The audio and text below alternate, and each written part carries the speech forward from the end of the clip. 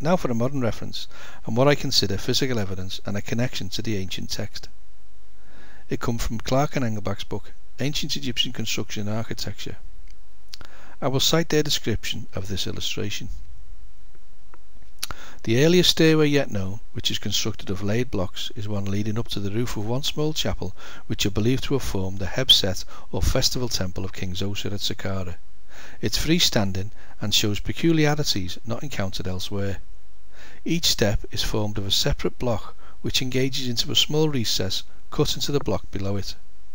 The angle of riser, or front of the step, is not vertical but at a right angle to the surface of the tread.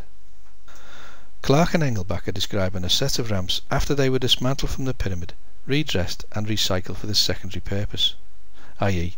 the broken off steps come down from the pyramid text. To reverse engineer the block, one must assume that the recess at the rear of the block was to facilitate a snug fit to the block above.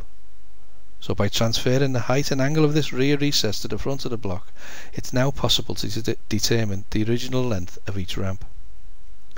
Results from my CAD system indicate a ramp length of just under 1 meter and a ramp angle of around 16 degrees.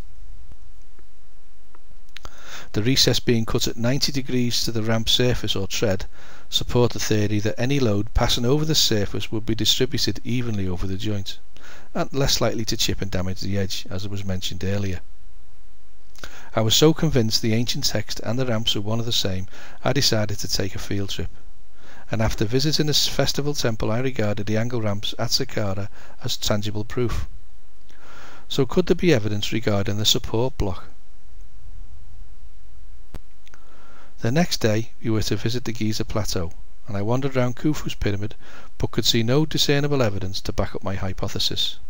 However, Khephren pyramid contained what might be a clue.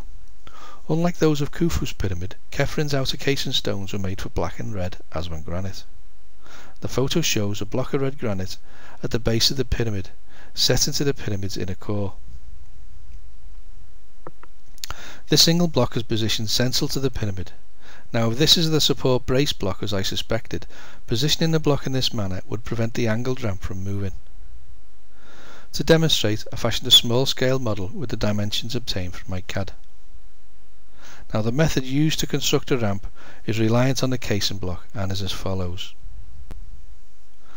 The first course of grey inner core blocks are positioned and the white casing blocks are positioned in front of them. Imagine them as a frame holding in the core.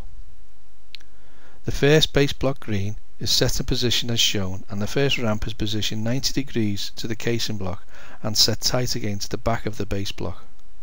Now the next layer of core blocks are hauled up this first ramp until the second course is complete. Again the white casing blocks frame the core and the weight of these blocks hold the base block firmly in position. Finally, ramp 2 is positioned on top of the base block, positioned below. Now ramp 2 is slightly offset from its predecessor but still leaves enough room for the next construction block to be hauled up the ramp. This simple procedure was carried out on each course.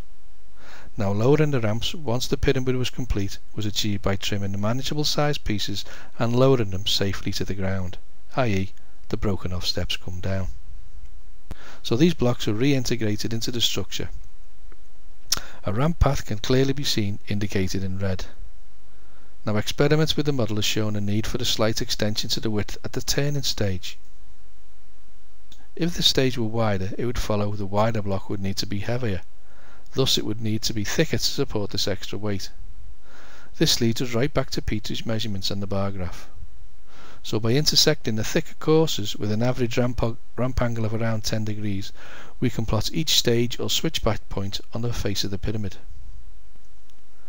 Now it's my belief that the stones pictured in the photograph at the Sun Temple of Nasiri were removable to pivot stones. Now the Jed column would have rested in this stone. My early experiments lead me to believe that the most likely position for the Jed would be in a corner of the pyramid. The potential to lift a further construction block simultaneously on the opposite side of the pyramid comes into play. Now lifting 2 blocks would inevitably force the Jed into one direction, and that is towards the centre of the pyramid. Now the crook would counteract this force and thus balance and stabilise the mechanism. This zigzag method would continue on all 4 sides. Positioning the Jed in the corner has several advantages. Two teams, one left and one right, would pull on the power ropes positioned on adjacent sides of the pyramid. This would increase the pulling area, but with space at a premium, having men in a single file pulling on just one rope, this would be inefficient and dangerous. If I can draw your attention to the illustration, you can see this method also enables the workers to walk laterally along the pyramid face without encroaching on the ramp below. This system also leaves the ramp free to be lubricated with either animal fat or oil. Unfortunately, the first returning ramp or row, pictured here, encroaches on the path below. This partly blocks the intended route of the rising stone. So to lessen the effect of lateral friction at this point, it is submitted the Egyptians use a set of vertical rollers known as a flail.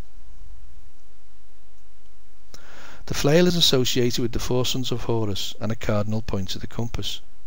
And from the Book of the Dead and the Papyri of Ani, spell 137 tells us, O sons of Horus, as you spread your protection over your father Osiris, so you spread your protection over the deceased. As you remove the implement of Osiris, so he might live with the gods and drive Seth from him. To me, my interpretation of this passage is, spread your protection over the deceased are the blocks used to construct the pyramid that ultimately protect the deceased, and the implement of Osiris is the Jed pillar. Although my first experiment with the Jed was a success, it did show a weakness, and if you can remember, during the rewind process the rope became entangled with the spool below. To rectify this, it is submitted the Egyptians used the yank. Two workers pulled on the yank crossbar. This would keep the power rope parallel to the spools during the rewind process. Furthermore, the most efficient way of increasing the number of men pulling on a power rope in a limited space is to tie individual ropes to the loop of the yank.